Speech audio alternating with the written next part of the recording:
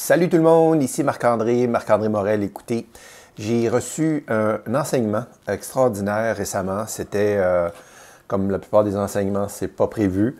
Et j'étais en ligne avec ma coach et mentor, Catherine Jalbert, personne et coach extraordinaire, mais à la retraite, je vous le dis tout de suite. C'est une phrase qu'elle m'a donnée à la suite de mes doléances que j'avais par rapport à une situation que je vivais. Et puis, comme on dit au Québec, j'avais, comme on dit, le piton collé. Alors, j'arrêtais pas d'en parler, de ramener ça avec, évidemment, des différentes phrases, des différents mots, mais la même chose, le même sujet. Et elle me lance ceci, elle me dit, « Marc-André, souffrir du mal écarte du bien. » En tout cas, je n'avais pas compris et il a fallu qu'elle me le répète plusieurs fois puis qu'elle ajoute certaines explications, mais vraiment pour que j'arrive à le solutionner moi-même, cette énigme de cette phrase qui est millénaire, qui date du 3e au 6e siècle après Jésus-Christ, c'est-à-dire les enseignements juifs, mystiques juifs de la Kabbale. Et souffrir du mal écarte du bien, ce que ça veut dire, en gros, c'est que ce soit par nos pensées, que ce soit bien sûr donc la pensée qui est la charge électrique qui amène à une charge plutôt magnétique, c'est-à-dire au niveau des émotions, donc c'est notre corps qui ressent que ce soit la douleur ou la souffrance comme telle d'une situation, que ce soit d'une trahison, de quelqu'un qui peut-être nous a jugé, que ça nous blesse, quelqu'un qui ne nous a pas reconnu au travail ou quoi que ce soit, d'avoir peut-être un peu perdu le contrôle dans une situation et de se sentir coupable, une perte financière, un deuil, quoi que ce soit qui est bien sûr ressenti, va non seulement nous éloigner de quelque chose de positif, donc de bien-être, de bonheur ou de bien dans notre vie, que ce soit financier, si on était en train de se plaindre, entre guillemets, d'une situation financière difficile en ce moment ou quoi que ce soit, peu importe la situation, de demeurer là, de vivre là, d'être dans ce ressenti-là, dans ces pensées-là, nous éloigne du contraire, c'est-à-dire de ce qu'on recherche en bout de ligne, c'est-à-dire d'être bien, d'être abondant, d'avoir les bonnes relations autour de nous, d'avoir la reconnaissance qu'on mérite au travail, etc., etc. Donc, en bout de ligne, souffrir du mal écarte du bien. Moi, j'ai cru, et là, je retourne très loin dans mon enfance où j'ai grandi, comme probablement plusieurs d'entre vous, dans une famille dysfonctionnelle, c'est-à-dire où il y avait de l'abus, toutes sortes d'abus psychologiques, etc. Et ça résulte, bien sûr, à une enfance, on pourrait dire, malheureuse. Elle n'était pas que malheureuse, mais quand j'étais enfant, 8 ans, 9 ans, je me répétais ceci, mentalement.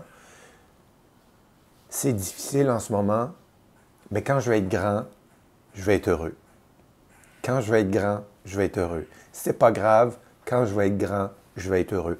C'est comme si, intuitivement, instinctivement, mais de façon très naïve, je croyais que ce que je vivais de difficile pendant mon enfance, j'étais capable d'une certaine façon de visualiser plus tard une comptabilité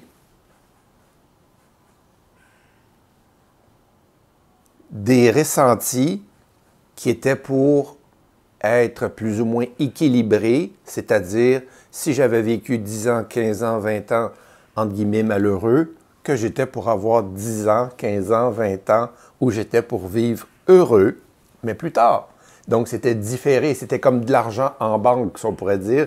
C'est comme si j'avais des billes, des jetons comme ça pendant mon enfance, que je mettais de côté de bonheur, des jetons de bonheur pour plus tard parce que je souffrais à ce moment-là. Alors, c'est pas comme ça que ça fonctionne. La vie n'a pas de comptabilité au niveau de ce que l'on vit, c'est-à-dire qui est difficile ou facile, qui est heureux ou malheureux, qui est abondant ou dans le manque. C'est pas comme ça que ça fonctionne. En fait, c'est exactement le contraire si on se fie à non seulement à cette loi-là des sages, que que souffrir du mal écarte du bien, mais en même temps, je peux vous dire que d'expérience, et non seulement de l'avoir vécu, mais de l'observer autour de moi depuis longtemps, la personne qui est toujours en train de se plaindre de quoi que ce soit finit toujours par retrouver le même genre de situation pour laquelle elle ou il se plaignait. C'est la même chose pour celui qui est, disons, plutôt, qui se focalise sur les moments de bonheur et d'abondance qui viennent dans sa vie, il a plus de chances d'arriver à ça. Donc, c'est une façon différente, disons, ou une façon peut-être un peu plus générique ou générale, divine d'une certaine façon, parce que c'est une vérité que finalement, souffrir du mal écarte du bien. Alors moi, je vous invite à, quand il y a une souffrance qui est réelle, c'est-à-dire par exemple un deuil d'une personne chère autour de nous, c'est évident qu'il ne faut pas essayer de faire la joie puis de créer du bonheur autour de nous à ce moment-là. Ce n'est pas ça l'idée. L'idée, c'est d'aller au fond du deuil. Ça prend 1 an, 2 ans, quoi que ce soit, mais le moment opportun, c'est-à-dire là où le cycle est normal pour la plupart des êtres humains, un deuil c'est 2 ans, des fois 3 ans, mais à ce moment-là, c'est qu'on décroche, on ne vit plus là, parce qu'il y a une différence entre la douleur et la souffrance. La douleur, c'est inévitable, tout le monde va avoir cette sensation-là de douleur un jour, que ce soit physique, psychologique, émotionnelle, spirituelle, etc. Par contre, la souffrance, elle est optionnelle. C'est-à-dire que la douleur, on la ressent tout le temps que la guérison s'installe, mais il ne faut pas en rajouter après. Donc, c'est là où la fameuse phrase « souffrir du mal écarte du bien ».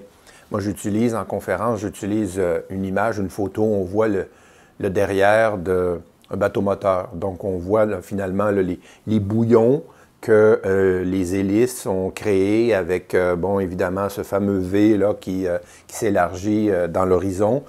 Et je pose la question aux gens dans la salle, c'est-à-dire, qu'est-ce qui fait tenir le bateau? Qu'est-ce qui fait flotter le bateau en ce moment, là, pendant que la photo est prise? Est-ce que c'est l'eau qui est très loin, qui est presque invisible à l'horizon? Est-ce que c'est l'eau qui est à 10 mètres, 20 mètres, 5 mètres, 1 mètre? Quelle est la partie de l'océan, du lac ou de la rivière, peu importe, du plan d'eau qui fait tenir le bateau au moment où la photo est prise, au moment où on est sur le bateau? Bien, c'est l'eau qui est en dessous. Donc, c'est l'eau du moment présent, finalement. Donc, c'est d'une certaine façon de dire que à ce moment-là, que ce soit un moment qui est heureux, qui est malheureux, qui est difficile ou facile, ou qui est bon, plein de bonnes sensations ou non, bien, il n'y en a pas d'autre. C'est celui-là. Alors, on vit celui-là à ce moment-là, mais par contre, ce qui est derrière, c'est vrai que c'est tentant d'arriver et puis de finir par blâmer. Dieu sait que je l'ai fait. Blâmer mon père, blâmer ma mère, blâmer un patron ou quoi que ce soit, une situation pour telle chose qui est arrivée dans ma vie. C'est, entre guillemets, humain, mais en bout de ligne, ça donne absolument rien, on sait. Mais maintenant, on sait aussi que ça nous attire et ça nous garde justement dans cette souffrance-là, dans cette situation désagréable que l'on souhaite, dans le fond, avoir exactement le contraire. Donc, souffrir du mal écarte du bien. On vit ce qu'on a à vivre au moment où on doit le vivre, c'est-à-dire au niveau de la douleur. Mais quand vient le temps de tomber là où on pourrait dire que là, ça devient de la souffrance qui est auto-infligée, ah, là, c'est notre choix. C'est un choix personnel, donc de continuer là-dedans, ça ne va pas nous attirer du bonheur plus tard. Au contraire, ça nous attire de plus en plus ce que l'on vit maintenant, aujourd'hui, et qu'on va avoir ça encore une fois plus tard, et plus tard, et plus tard, et plus tard. Donc finalement, c'est un cercle vicieux, et pour casser ça, c'est de prendre la responsabilité de notre bien-être au moment où le deuil complet est terminé de façon, disons, le plus cohérente ou le plus, disons, réaliste possible. Alors là-dessus, je vous invite à visiter marc-andré morel.com, plein de ressources gratuites pour vous, et puis je vous dis à la prochaine. Salut!